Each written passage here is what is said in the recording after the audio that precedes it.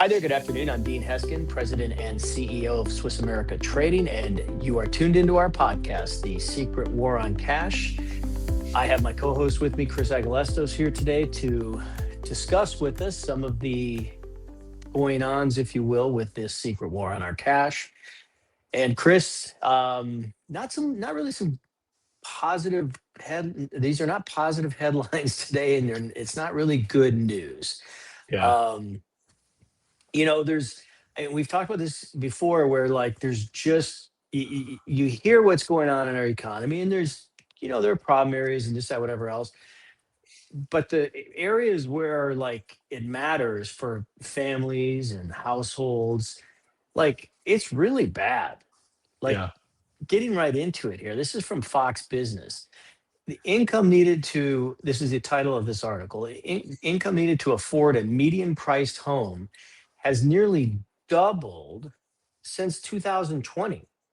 Yeah. Not since like 1980, 90, 2000, not since 2010 after our market pullback, since 2020 during COVID Yeah. when everybody was in a home because you couldn't go anywhere. So they're That's saying right. existing home prices have risen 54% since 2020 and now stand about 5 times the median income, which is just simply to say like people can't afford to buy a house because the value or cost of a home right now is considerably more than what their income is, and the income isn't even keeping pace with what the cost about. And this is just housing, bear in mind, we're not talking about their Right. grocery bill, their energy bill, their gas bill, all these things and all this pressure financially speaking that have been building now, like we're talking about here, since 2020 for sure. And so, at what point, Chris, is there going to be some kind of a reprieve here? Because this can't possibly continue at this rate for much longer because something's got to give at some point. Right. And that's really the big thing here is it's not just one problem. It's a combination of things that are all beating up the average person that's trying to enter the homeowner market. So, you already touched on the fact that the price of a home has doubled. So now it costs people, twice as much to get into the home. Well, unfortunately, their salaries haven't doubled over the last 5 years. So they're already would be struggling just with that right there. And then when you add to that interest rates are quite a bit higher than they were 5 6 years ago, and then that causes the payment to go up too. So just a combination of the house costs more, the incomes aren't rising fast enough, interest rates are higher, so the amount you have to pay monthly is significantly higher. Right now, just looking at like a 6% rate, which not everybody can even qualify for 6%, but if you could, instead of paying $1,700 a month in 2020 for your house, now you've got to pay 3,100. Add to that the cost of the house has doubled. You can see how all of a sudden people are expected to have $5,000 or $6,000 mortgage payments, and for most families in the country, that just isn't possible right now. So factor in the slower job growth, weaker consumer confidence. People are a little nervous right now. Obviously, people are not necessarily looking for better jobs.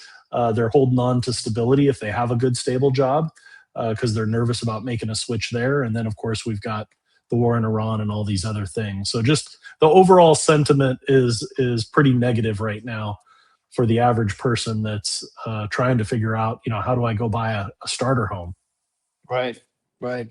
Well, and so the next article here too, actually, the reason I put these two together, see here in a second, is they kind of go hand in hand. Yeah. The title here: 1 in 3 adults under 35 lives with their parents as housing costs soar. And this is what, Hmm. and it says data shows, excuse me. About 70% of those living with parents have jobs, pointing to a supply crisis. So it's not Hmm. necessarily just a price thing, but they kind of go hand in hand. When you have no supply, then that's when you find prices will tend to go up. And the numbers here were staggering. I mean, you're talking, and right on the beginning of this article here, that there is in 2025, 25.2 million adults under 35 are living with a parent. Yeah. And that's a huge number. But the other thing that I found really surprising about this, again, when you talk about what the cost of a house is and then the lack of supply, but they say the US is short of roughly 4 million homes, and talking about how entry level properties are very, very scarce. Yeah. And then the median price, the national median home listing price, and this going from 2019 till now, currently is $430,000, the median, the Yep. average, Yep. which is up 34.4% since 2019. And then Yeah. the rent has climbed 17.9% to 1,673. So, I mean, these are huge numbers. So one of two things has to happen if this is going to change. We either have to see incomes rise, or we have to see the value of homes come down, which is going to only happen due to supply. But I don't think anybody's going to expand the supply out there with the understanding that they're going to bring down the prices. No, the people who are going to expand Right. supply, either sell a home or build a home, nobody's going to want to build a home that, okay, I'm going to build this and hope when I sell it 6 months from now or a year from now, I'm going to get less for it than what they're Right. currently trading for it, selling for today. Yep. Yeah. And if, let's say, housing prices did come down, that hurts all the people that do own homes. So while it may help part of the market, those that are trying to get into new homes, it hurts the people holding them in the meantime. So that's not really a good solution. And I think back 25 years ago, and most of the friends I had were in their early 20s to mid 20s. That's when they were going out and trying to buy their first home, start to build some equity. You could get into homes back then for about 3 to 5% down, and when you consider the average home price was well, probably under $100,000. But so $3,000 to $5,000 saved, and you could go get into a starter home and start building equity. Right. And now, you need closer to 10% in a lot of cases. And now a lot of starting prices. I mean, here in Arizona, you're talking $300,000 or $400,000.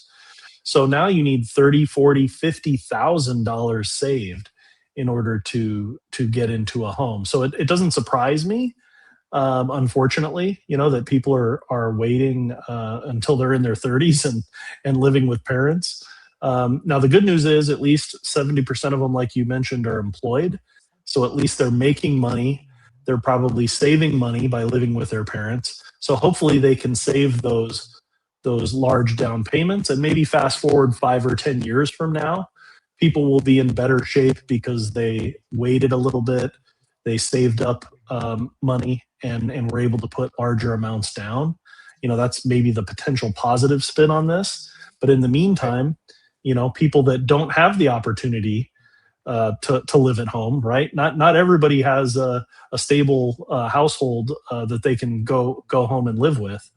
Or sometimes I'm hearing stories of families where they have 4 or 5 members in the household that are all working full time just to scrape the money together to even keep that one house running and operating, because expenses have gone up so much, right? For Sure. electricity, homeowners insurance, maintenance, all of those other things. So when you add all of that up, and you look at, like you said, the new construction is slowing. So the homes that are available on the market are a little bit more established and they cost more. It's just not a great outlook for a lot of young kids. That Sure. in the past, you could go out in your 20s and maybe get into a house, and now it is looking like that's more of a dream for 30 and 40-year olds, and not people living in high cost of living areas either. If you're in San Sure. Francisco or in a lot of places in California or New York City, even 35 or 40 years old and owning a home is a pipe dream to a lot of people. Sure. Well, I got to tell you that the median home price, that when we follow this stuff, we talk about it in our podcast, Mhm. but just in life and business, talking to clients over several decades of doing this now, to follow these things and talk about it. But full disclosure, I was very shocked to see the median home price is 430,000. I mean, Yep. I'm not old, but I'm not young. And my first house in a great area here in Arizona, North Phoenix Yeah. area, was $120,000, and it Yep. was a great neighborhood, great home. And again, I know that was a few moons ago now, but not that many. I mean, we're talking, Yeah. it was a little less than 30 years ago, to see the Yeah. median home price, taking all the lows and all the highs and everything in between, 430. It's just like, holy smokes, that's Yeah. incredible. Yep. Well, all It's right. amazing. Well, there you have it. There's part of the secret war on your cash, my cash, our cash, all our cash.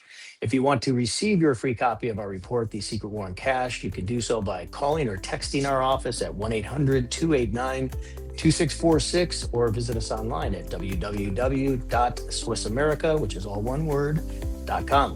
Thanks for tuning in. If you're not subscribed, please do so. We'd love to talk to you more in the future. Other than that, have a great rest of your day, great rest of your week. We'll talk to you real soon. Take care.